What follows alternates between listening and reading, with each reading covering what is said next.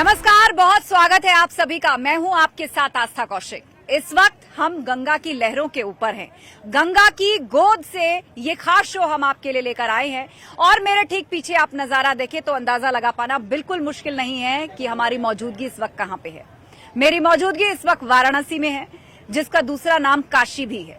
काशी जिसका शाब्दिक अर्थ है रोशनी देने वाला। काशी शब्द का जो उद्गम है वो काश धातु नामक शब्द से भी माना जाता है, जिसका अर्थ होता है चमकना। तो आज इसी चमक की बात करते हैं। बीते 10 सालों में क्या चमकी है काशी। काशी की चमक आज जो देश विदेश तक फैल रही है, क्या बदलाव आए हैं। धार्मिक नगरी के तौर पर तो पहचान पहले भी थी, यहाँ की बुनकारी दस्तकारी के चर्चे पहले भी थे, यहाँ के खान पान के चटकारे भी दूर दूर तक प्रसिद्ध थे, लेकिन इन 10 सालों में आखिर क्या बदला है, उसी लिए चर्चा हम आपके लिए लेकर आए हैं सीधा गंगा की गोद से। और जोरदार तालियों के साथ स्वागत कीजिए हमारे सभी मेहमान यहाँ पर उपस्थित हैं। एक दूसरे के लिए ताली बजा दीजिए। हमारे साथ चर्चा में शामिल है डॉक्टर ऋतु गर्ग, जो कि IMA की राष्ट्रीय सचिव हैं। हमारे साथ सुष्मिता सेठ जी हैं, बेटी बचाओ बेटी पढ़ाओ अभियान से वो जुड़ी हुई हैं। हमारे साथ राहुल मेहता जी भी हैं, जो कि वाराणसी टूरिज्म के अध्यक्ष हैं। बहुत स्वागत है राहुल जी आपका। हमारे साथ संतोष सिंह जी हैं, जो होटल कारोबारी हैं। इनसे जानेंगे हम कि किस तरह लोगों के जीवन में या व्यापारियों के जीवन में परिवर्तन आया है। गोविंद दास जी हमारे बीच में हैं, जो कि कबीर मठ से हैं। बहुत स्वागत है गोविंद जी आपका। रीना जी हमारे साथ है, वाराणसी की कारोबारी। इनके लिए भी एक बार जोरदार तालियां बजाइए, क्योंकि वाराणसी की जो साड़ियां हैं उसकी चमक अब पूरी दुनिया तक फैल रही है। और साथ ही प्रतीक जी हमारे साथ मौजूद हैं, जो कि व्यापार मंडल से संबंध रखते हैं। तो चलिए चर्चा की शुरुआत करते हैं। और बनारस के रंगों की अगर बात होगी तो साड़ी का जिक्र जरूर होगा। मुझे लग रहा है आपके गेटअप में भी कुछ बनारसी है, एक्सप्लेन करिए जरा। थोड़ा तो बनारसी है टचअप मेरे। और बनारस का तो कारोबार समझ लीजिए इस समय आसमान छू रहा है हमारे बनारस। जब से मोदी जी का यहाँ पे सांसद हुए हैं तो समझ लीजिए मेरे बनारस का तो कायाकल्प कर दिया मोदी जी ने। चाहे साड़ी का उद्योग ले लीजिए, होटल्स का ले लीजिए, एनीथिंग, यहाँ पे हर कुछ इतना अच्छा हो गया है कि हर कुछ फलीफूट है, बहुत सब कुछ है। एक चीज तो लोग बार बार रिपीट करते हैं कि कायाकल्प हुआ है, बहुत कुछ बदला है, लेकिन इन बदलाव को हम किन पैमानों पर परखें, इन बदलाव को हम किस तरह देखें। ऋतु जी आप ही मुझे बताइए कि 10 सालों में क्या बदलाव यहाँ पर हुआ है बनारस के अंदर। सबसे पहले तो ये जो एक बनारसी ठाठ है या जो बनारसी अंदाज है, उसको आजकल लोग जो घूमने आते हैं बनारस, उसको हैशटैग लगाकर कहते हैं बनारसी वाइब। तो ये क्या है बनारसी वाइब? देखिए, बनारस में एक अल्हड़पन है, एक ताजगी है, और जो यहाँ को जिंदा रखती है। इसको कहते हैं जिंदा शहर बनारस, क्योंकि हमारे बनारस में शायद कभी रात होती ही नहीं। आप रात के 2 बजे भी सड़कों पर निकलेंगे तो आपको लगेगा नहीं कि रात का 2 बज रहा है। अच्छा, डर नहीं लगता? अब रात 2 बजे सड़कों पर निकलने की बात आप कह रहे हैं बनारस में, वो भी पूर्वी उत्तर प्रदेश में? बिल्कुल डर नहीं लगता, बल्कि हम लोग खुलेआम जाते हैं। रात में नाइट शो देखना हो वो भी हम लोग देख कर आते हैं। नाइट शोज देख रही है लड़कियां यहाँ? नाइट शो देख रही है, पूरी फैमिली के साथ एंजॉय कर रही है। और डेवलपमेंट की अगर हम बात करते हैं तो बहुत जबरदस्त डेवलपमेंट हुआ है। बीइंग ए डॉक्टर अगर मैं आपको बताती हूँ तो कैंसर रेलवे इंस्टीट्यूट, जिसके लिए लोगों को कैंसर के इलाज के लिए बॉम्बे जाना पड़ता था, वो अब खुद यहाँ पर आ गया है। टाटा कैंसर हॉस्पिटल बनारस में आया है। हम ट्रॉमा सेंटर की बात करें, ट्रॉमा सेंटर में इतने सारे बेड्स बढ़ गए हैं, जहाँ की पूर्वांचल और बिहार के पेशेंट यहाँ पर आते हैं। तब किसी भी इलाज के लिए उनको कहीं दूर नहीं जाना है। कोई एक्सीडेंट हो जाए, इमरजेंसी हो, बिहार से भी लोग यहाँ पर आ रहे हैं बेहतर इलाज। हाँ, बिहार से भी लोग आ रहे हैं। और किसी भी तरह की कैंसर सर्जरी, बड़ी से बड़ी लेजर सर्जरी, लैप्रोस्कोपिक सर्जरी या इमरजेंसी, स्वास्थ्य के क्षेत्र में भी आधुनिकता आई है। मैं और विस्तार से आपसे जानूंगी, लेकिन आपसे जानते हैं सर, कबीर मठ से आपका ताल्लुक है, तो सबसे पहले आप बनारस में हैं, गंगा की गोद में हैं। कुछ कबीर दास जी ने गंगा पर कहा है, यह मन तो निर्मल भया जैसे गंगा नीर। तो बहुत कबीर दास जी के बारे में काशी का बहुत महत्व है, और वो काशी को एक जीवंत मानते हैं। और यही काशी में उन्होंने अपनी गुरु दीक्षा भी लिया, और इसी गंगा के किनारे घाट पर स्वामी रामानंद जी के द्वारा उन्होंने इस दीक्षा ली, और उन्होंने पूरे अपने देश दुनिया में भ्रमण के माध्यम से प्रचार प्रसार किया। आज समाज में कबीर का एक नाम है, एक पहचान है। और जब से कह सकते हैं प्रधानमंत्री जी हुए, तब से काशी का पूरा डेवलपमेंट हुआ है, और कबीर की स्थलियों का भी डेवलपमेंट हुआ है। हमारी जो मगहर है उसमें करीब 50 करोड़ संत कबीर नगर जिसे आज के डेट में बोलते जानते हैं, तो उसका करीब 50 करोड़ रुपए से डेवलपमेंट हुआ। हमारे जो लहरतारा है उसका भी डेवलपमेंट करीब 10 करोड़ रुपए से हुआ। मतलब बनारस का विकास सिर्फ बनारस तक सीमित नहीं है, आसपास के भी उन तीर्थाटनों को डेवलप किया गया है कि लोग यहाँ आए तो आसपास भी अगर पूरे तीर्थाटन जहाँ भी आप जो स्थल है, चाहे काशी हो, चाहे मथुरा हो, चाहे आप जगन्नाथपुरी हो, हर जगह का डेवलपमेंट हुआ। जो भी धार्मिक स्थल है, जो किसी भी महापुरुष का स्थल है, उस सभी जगह का डेवलपमेंट तो क्या हुआ है। पूर्व में ऐसा नहीं था? ये एक बड़ा सवाल है, क्योंकि धार्मिक नगरी के तौर पर तो पहचान पहले भी रही है और मंदिर पहले भी थे। आसपास के क्षेत्रों में जो बड़े महापुरुषों की स्मृति स्थल हैं वो पहले भी थे, लेकिन तब में और अब में क्या फर्क है? 10 सालों में क्या बदला है? 10 सालों में काशी में बहुत कुछ बदला है। अभी हैशटैग की बात हो रही थी तो बदलती काशी भी हैशटैग हो रहा है इस समय। और 10 साल में काशी में ओवरऑल डेवलपमेंट बहुत हुआ है। इंफ्रास्ट्रक्चर का देखिए, धार्मिक स्थलों का देखिए, और पुरानी चीजों का संरक्षण भी हुआ है। जैसे काशी में मंदिर के नाम पे देखिए तो विश्वनाथ जी का मंदिर का जो स्वरूप नया आया है विश्वनाथ धाम, उससे काशी के पर्यटन में कई गुना बढ़ोतरी हुई है, जो कि अगर अच्छा, मुझे कोई आंकड़ा आप दे पाएंगे इन टर्म्स ऑफ फुटफॉल? जी 2018-19 बिफोर कोविड में बनारस में लगभग 65 से 70 लाख देसी पर्यटक आते थे और 3.5 लाख के आसपास विदेशी पर्यटक थे, जो कि अभी 2023 का डाटा है वो 7 करोड़ से ज्यादा देसी पर्यटक हैं। 7 करोड़ से ज्यादा, ये तो लग रहा है 10 गुना फिगर से हो भी गया है। ज्यादा है। ठीक है, मैं आपसे डिटेल में जानूंगी, लेकिन रुक करते हैं क्योंकि होटल व्यवसाय बढ़ा है, व्यापारियों की कितनी चांदी हुई है, क्या जीवन स्तर में परिवर्तन आया, इसके बारे में कुछ बताइए। और बनारस सबसे बड़ा पूर्वांचल का हब है व्यापारियों का। धार्मिक नगरी होने के साथ साथ ही व्यापारियों का बहुत बड़ा हब है।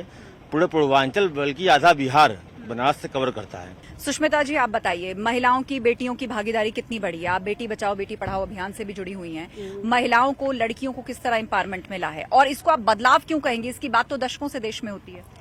दशकों से होती थी, लेकिन बहुत दिन से जो पेंडिंग पड़ा था आपका नारी शक्ति वंदन योजना, जो अभी उन्होंने लागू करा दिया, बिल 33% का, हाँ बिल, और जो 33% का आरक्षण की बात हो रही है, 33% अब भागीदारी होगी महिलाओं की। बहुत बड़ी मतलब उपलब्धि है एक तरह से। और हम कहते हैं कि हमारे माननीय प्रधानमंत्री की वजह से, मोदी हैं तो मुमकिन है सब कुछ। और बहुत ऐसे परिवर्तन हुए और काशी अब दिव्य और नव्य भव्य काशी और पूरे विश्व पटल पर काशी चमक रही है हमारी। तो हमारे माननीय इस वक्त सूरज की भी चमक, आप देखिए यहाँ पर सूरज चमक रहा है और काशी के आसमान में, चाहे वक्त सूर्योदय का हो या फिर सूर्यास्त का, गंगा की लहरों के साथ जब इस रोशनी का संगम होता है तो ये भी काशी की एक तस्वीर है जिसे लोग हमेशा हमेशा के लिए अपनी आंखों में समेट कर ले जाना चाहते हैं।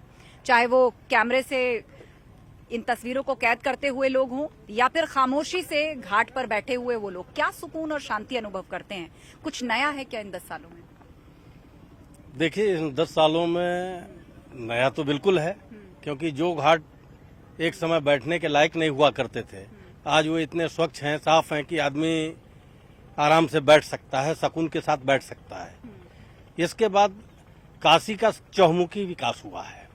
कोई ऐसा क्षेत्र नहीं है, चाहे वो चिकित्सा का क्षेत्र हो, चाहे वो शिक्षा का क्षेत्र हो, रोडों की बात हो, लाइटों की बात हो। अच्छा, गलियों में क्या सुधार हुआ है? बनारस की पहचान रही है गलियों का शहर, तो उन गलियों तक विकास या स्वच्छता किस तरह पहुंची है? बिजली की क्या स्थिति है? तारों का जंजाल, ये इन बातों से हमेशा चर्चा में रहा बनारस, अब क्या स्थिति है? आज गलियां साफ सुथरी हो गई हैं, लाइटिंग की पूरी व्यवस्था हो गई है। तारों का जंजाल आज भी है, कुछ कम हुआ है क्योंकि धीरे धीरे काम उस पर चल रहा है आगे, और आने वाले समय में ये गलियां इन तारों से मुक्त हो जाएंगी। और जो बनारस की गलियां हैं, जो इसकी महत्ता मानी जाती थी, वो महत्ता आज भी दिखाई पड़ रही है और वो रोशन होती चली जा रही है। चीजें इतनी क्लियर हो रही हैं कि आदमी कभी भी वहां सफर कर सकता है। दिन में तो जाता ही है, लेकिन रात में भी आज के तारीख में उसको चलने में दिक्कत नहीं होती है। ठीक है, तो जिस नव्य काशी की बात होती है, जिस भव्य काशी की बात होती है और जिस दिव्य काशी की बात होती है, क्या है ये तीनों शब्द काशी में कैसे सिमट रहे हैं आज? देखिए, नव्य है, भव्य है और दिव्य है, तो तीनों एक जगह काशी में ही समाहित हो रहे हैं। अच्छा, दिव्यता तो 2014 से पहले भी थी। दिव्यता मतलब मंदिर, देवी देवता, ठीक है। अब क्या नया है और क्या भव्य है? उसकी भव्यता बढ़ी है। जैसे विश्वनाथ मंदिर था, अब उसको विश्वनाथ धाम भी है, तो उसकी भव्यता बढ़ी है, जिसकी भव्यता देश विदेश हर जगह फैल रही है और देश विदेश से इतने लोग आ रहे हैं उसकी भव्यता देख के। मुझे एक चीज बताइए, ये जो वीकेंड कल्चर है ये बड़े शहरों में है कि जैसे ही फ्राइडे को लोगों की टाइम खत्म होता है शिफ्ट का या ऑफिस का, तो लोग वीकेंड मोड में आ जाते हैं। तो अब ये वाइब बदलने से या शहर का जिस तरह आधुनिकीकरण हुआ है, तो बनारसियों के लिए वीकेंड का क्या मतलब है? बनारसियों के लिए वीकेंड का मतलब पहले था कि बनारस में घूमते थे, अब तो वीकेंड टूरिज्म आ गया है काशी में। जिसको भी 2 से 3 दिन की छुट्टी मिल रही है वो काशी आ जा रहा है। कनेक्टिविटी इतनी अच्छी हो गई है। मतलब आप ये कह रहे हैं कि बाहर से काशी आ जा रहा है, आसपास शहरों से या देश से, कहाँ से? आसपास के शहरों से रोड कनेक्टिविटी अच्छी हो गई है, रेलवे कनेक्टिविटी, एयर कनेक्टिविटी। तो 2 से 3 दिन की छुट्टी जिसको भी मिलती है वो काशी आ रहा है, दर्शन कर रहा है, घूम रहा है, यहाँ के लोकल फूड को एंजॉय कर रहा है, यहाँ की लोकल जैसे बनारसी साड़ी है, सब कुछ है काशी में। चलिए इसको थोड़ा और विस्तार से समझते हैं। यहाँ की लड़कियों, खासतौर पर यूथ के लिए बात करें तो उनके लिए एक वीकेंड के अलग मायने होते हैं। वीकेंड क्या, उनके लिए हर उस दिन के मायने होते हैं कि जब आज की पढ़ाई, आज का लेक्चर खत्म हो गया तो अब शाम को दोस्तों के साथ क्या करना है।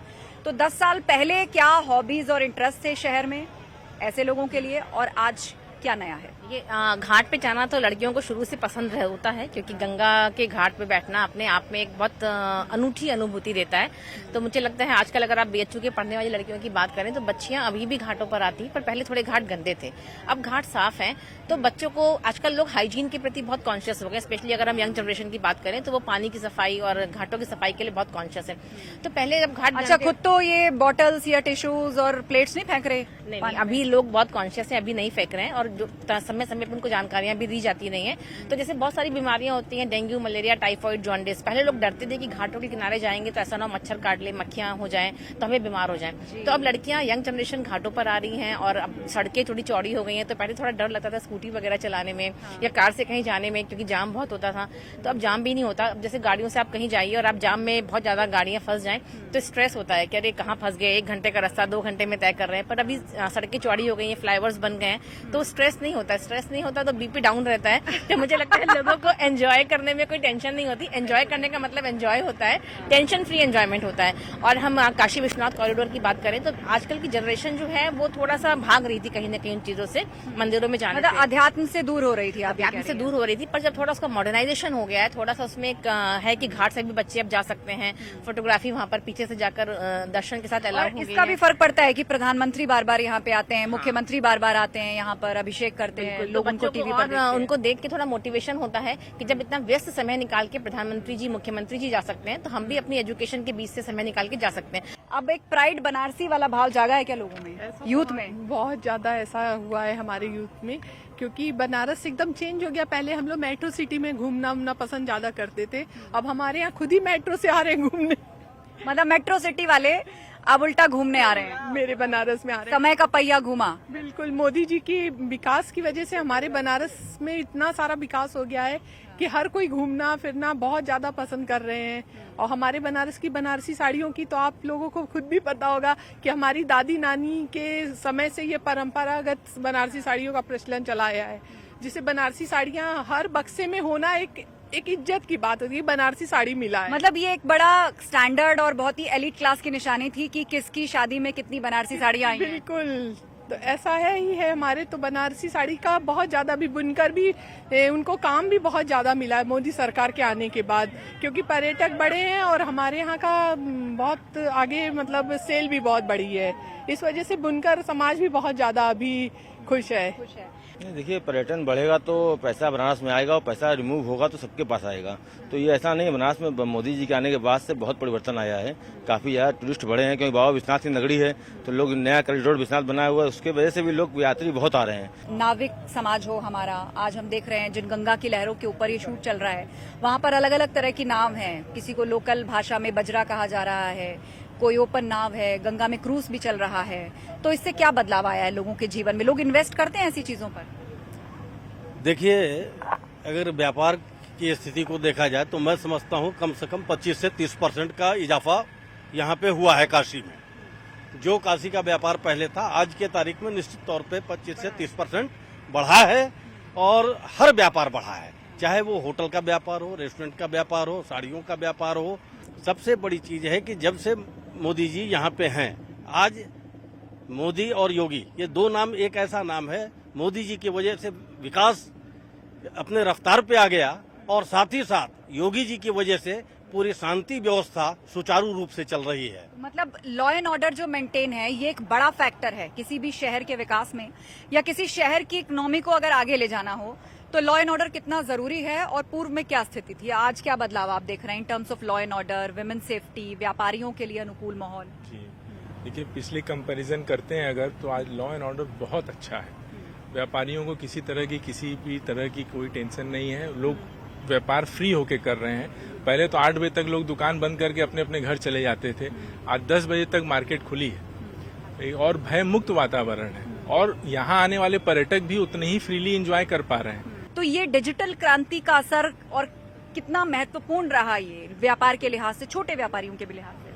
बहुत महत्वपूर्ण रहा है। आज काशी में आपको चाय भी पीनी हो, चाहे माला फूल खरीदना हो, चाहे प्रसाद लेना हो, आप सब कुछ डिजिटल भुगतान कर सकते हैं। और काशी की ये खासियत रही, जितनी ही धार्मिक है काशी, उतनी ही व्यापारिक दृष्टिकोण से तेज भी है। अच्छा, काशी में इतना डिजिटल क्रांति को इतनी तेजी से लोगों ने अपनाया है कि अब आप कुछ भी कहीं भी शॉपिंग कर रहे हैं, छोटे से छोटे सामान ले रहे हैं, आप डिजिटल पेमेंट तुरंत कर सकते हैं, कोई दिक्कत नहीं।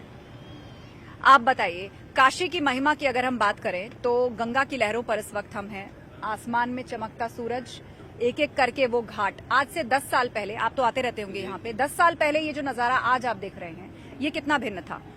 10 साल पहले तो यहाँ तो लोग देखने के मात्रे से लोग रहते थे, लेकिन आज काशी में इतने ज्यादा लोग आ रहे हैं और काशी का एक क्रेज हो गया है। और काशी का पहले तो क्रेज था, लेकिन लोग डरते थे उस आने से। और क्यों डरते थे? यहाँ पर ये तो धर्म का धार्मिक नगरी है, मंदिर ही मंदिर हैं, काशी को तो मोक्ष की नगरी कहा जाता है। 10 साल पहले समझ रहे ये कह सकते हैं, जो अपराध के क्षेत्र, ये पूर्वांचल के जो मुख्य जगह आता है, अपराध के क्षेत्र में भी बहुत आगे थे। गुंडे माफिया के तो कोई व्यक्ति अपने जान गंवाने के लिए बाहर नहीं जा सकता है, कि वो तो एक एंजॉय करने के लिए जाता है ना। तो आज यह पूरा भय मुक्त वातावरण है। कहीं आज कहीं दंगा नहीं सुनेंगे, ना कहीं लूटपाट नहीं सुनेंगे। तो बहुत ही तेजी गति से विकास हुआ है काशी का। तो काशी की देव दीपावली पर आप क्या बताना चाहेंगे, पहले और अब का फर्क? देखिए, अब बहुत भव्यता हो गई है, और देखिए किसी भी त्योहार को हमें सेलिब्रेट करना चाहिए। हम हिंदू हैं तो ये हमारा अधिकार भी है और हमारा कर्तव्य भी है कि हम किसी भी त्योहार को उतनी भव्यता से सेलिब्रेट करें कि लगे कि कोई उल्लास का पर्व है, और तभी हमारी अगली जनरेशन उसको आगे लेकर जाएगी। बीच में एक समय था जब देव दीपावली लुप्त हो गई थी। देव दीपावली आती है तो सिर्फ हम सांस्कृतिक तौर पर तो उसको मनाते ही हैं, साथ में व्यापारिक दृष्टिकोण से भी इम्पोर्टेंट है। सारे होटल बुक हो जाते हैं, बोट्स वालों को इतना पैसा मिलता है क्योंकि सभी लोग बोट से वहां पे जाते हैं। छोटे छोटे जो खोमचा वाले हैं, ठेला वाले हैं, चाय समोसे पानी बताशे, कौन सी चीज ऐसी नहीं है जो लोग नहीं खाते हैं, क्योंकि वो आ रहे हैं यहाँ पर तो थोड़ा फुल मस्ती के मूड में आ रहे हैं। जो सरसों का तेल है वो बिकता है, दिए बिकते हैं, तो जो हमारे कुम्हार भाई बहन है उनको फायदा मिल रहा है। जो सरसों का तेल बेचते हैं, जो इंडस्ट्रीज है, उनको फायदा मिल रहा है। लेकिन अपने कैमरा पर्सन से कहूंगी एक नजारा दिखाइए आप यहाँ पे, और देखिए खूबसूरत मौसम है, गंगा की लहरें हैं, और परिवार के साथ यहाँ बैठकर एंजॉय कर रहा है। कोई दोस्तों के साथ आया है तो कोई दूसरे शहरों से ग्रुप्स बनाकर आया है, और एक बनारसी वाइब को महसूस करने के लिए गंगा की लहरों के मायने केवल और केवल सैर सपाटे तक सीमित नहीं है।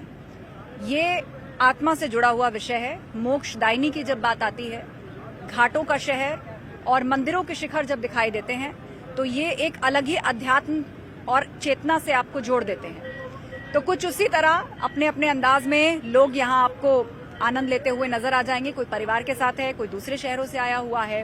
तो उसी शहर की इकोनॉमी की हम बात कर रहे थे कि इन नाविकों के बारे में मुझे बताइए, पहले कितनी नावें चलती थीं और आज कोई बदलाव आया है क्या? क्या इन पर भी डिजिटल बुकिंग हो सकती है? जी, नाव की भी डिजिटल बुकिंग है, डिजिटल पेमेंट भी आप कर सकते हैं। और आज की डेट में, पहले बनारस में रोइंग बोट्स ही थी, और जब उसको फिर डिजिटल बोट्स में भी कन्वर्ट किया गया। डीजल बोट चलती थी, काफी पॉल्यूशन होता था। आज सरकार की मदद से 70 to 80% बोट CNG बोट्स हो चुकी हैं, और जो सरकार ने अपने मतलब पर्यावरण के साथ की भी दृष्टि से काम हो रहा है। बनारस एक प्रसिद्ध लंगड़े आम के लिए। अच्छा, सीजन भी क्योंकि चल रहा है। मौसम चल रहा है, सीजन चल रहा है, और बनारस का और लंगड़ा आपने आम से मैचिंग का कपड़ा भी पहना है। जी जी, मैंने भी तो जी बिल्कुल धन्यवाद। और बनारस देखिए उद्योग जगत का और व्यापार जगत का एक हब रहा है, और यहाँ पे बहुत तमाम चीजें ऐसी हैं जो प्रसिद्ध हैं यहाँ की। बनारस का पान हुआ, बनारस का आम हुआ, बनारस ठंडई हुआ। बनारस मैं तो देख रही हूँ कि लस्सी वस्सी भी बहुत मिल रही है यहाँ, छोटे छोटे खाने कार्ट मामले में, खाने पीने के मामले में बनारस नंबर 1 है। कुल कचौड़ी सब्जी जलेबी तो मैं देख रही हूँ बहुत वर्ल्ड फेमस होता जा रहा है, और उसके अलावा रबड़ी मलइयो यहाँ का जो फेमस है, लस्सी बहुत फेमस है। तो मैं देखती हूँ बनारसी खाने के नाम पे ये, अब बाकी जगह भी हम लोग शादी पार्टियों में इसको देखते हैं।